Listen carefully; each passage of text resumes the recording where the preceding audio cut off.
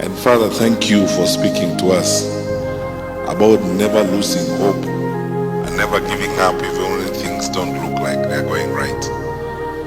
That one has touched me and touched all of us. And I would even amplify it at the national level. Tukifika mahali tuko sasa, where tuko na shida ya usalama katika nchi yetu.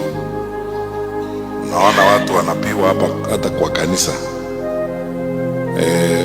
Wakora wanatembea na polisi kudhulumu watu wetu. Mambo kama haya saa ingine unaweza kupoteza imani kwa nchi yako na imani kwa maisha. Mimi najiunga na Father na viongozi wa kanisa vile mmetushauri, na nawaomba wananchi wenzangu tusipoteze imani kwa nchi yetu. Tuendelee kukaa pamoja, kukaa kwa mapenzi, ili tujue kwamba siku moja itakuja Mungu atatujalia tupate nafasi ya kurekebisha yale maneno tunahitaji kurekebisha katika jamii yetu. Pili na karibu mwisho ni kuwashukuru nyinyi wa Kristo na kuwashukuru wananchi wa Kiambu kwa mapenzi yenu na ukarimu wenu. Tumekuwa hapa, tumefanya mipango mbalimbali. Nimeona kwamba ukarimu wenu kila wakati tukikutana na mapenzi yenu vile mnatuelekeza, tujaribu sasa kuona vile tunaweza kuregesha nchi yetu katika barabara ile iliyoachiwa kwetu na Mheshimiwa Uhuru Kenyatta. Mambo ile ya maendeleo ya Linda Mama, ya free primary education, free day secondary education, usalama. Babu, mimi nilitumia wakati mwingi sana hapa Kiambu nikiwa waziri wa usalama kuhakikisha kwamba kila mtu anafanya biashara zake na kila mtu anaishi maisha yake. That's the foremost duty of government. Na tunawahakikishia, au pledge this to you, that majaliwa ya Mwenyezi Mungu, kwa sababu Mungu ndio tu atatuamrisha, ndio atatuelekeza. Tuko kwa kanisa na tunamwamini Mwenyezi Mungu. Hata tukitafuta yale tunatafuta, tunamuomba Mwenyezi Mungu akitujalia tupate baraka, tupate nafasi ya kuendelesha mambo yetu ya maendeleo. Sisi tuko tayari kufanya hiyo kazi na kuregesha usalama ule uliokuwa mbeleni, ili tuendelee na shughuli zetu za ujenzi wa taifa. Mwisho kabisa, hakuna mtu Kenya hii ambaye anajua barabara ya uongozi wa nchi kuliko nyinyi wananchi wa Kiambu.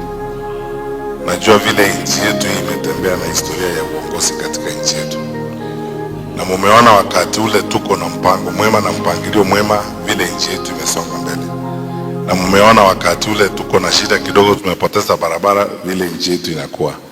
Ninawaomba ndugu zangu na dada, sisi wote ni wamoja. Mungu ametuumba, ile damu iko kwa mwili wako ndio damu iko kwa mwili wangu. Wakati huu ni wakati wa kuzingatia vile tutakavyoweza kupanga nchi yetu vyema, ili tufanyie hawa watoto niliona hapa na wajukuu wa mzee waendelee mbele na wafaulu. Kwa hivyo tushikane mkono. Sisi tuko tayari, tunawapenda na tunapenda vile mtukaribisha hapa Kiambu kila wakati tukiwa pamoja, na tusasidi kuungana na nyinyi. Majaliwa ya Mwenyezi Mungu tufate nafasi hiyo tuweze kutoa mchango wetu katika uongozi wa nchi hii. Tunawashukuru, and all of our friends who are here, marafiki wetu wote wale ambao wengine sikuwataja na waona hapa, wamekuja kumwambia dada yetu Margaret pole.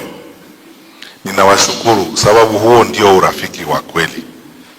Sio tu tunaungana tukifanya mambo ya dunia hii huko nje, lakini Njeri, nataka ujue kwamba wewe ni wetu, na you are more than a friend. You are our deep sister. We love you more than words can express, and we will continue to stand with you.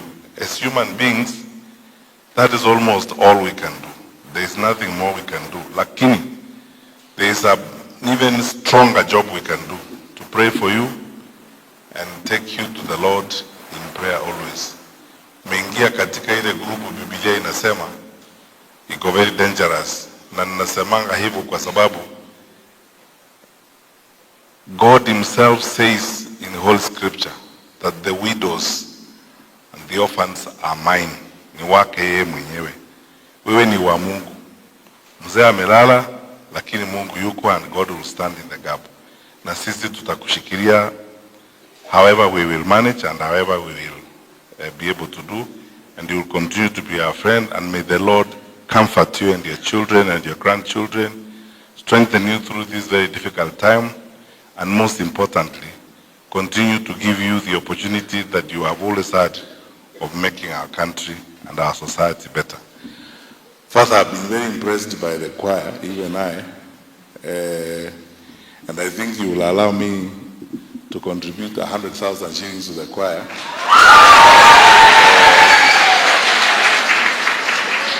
Because they have sung very well, and you know, Holy Scripture admonishes us that you will not go before the Lord empty-handed. So tumekuja mbele ya Mungu, hata kama tumekuja kuomboleza hapa leo, ndugu zangu na dada, tulikuja mbele ya Mwenyezi Mungu.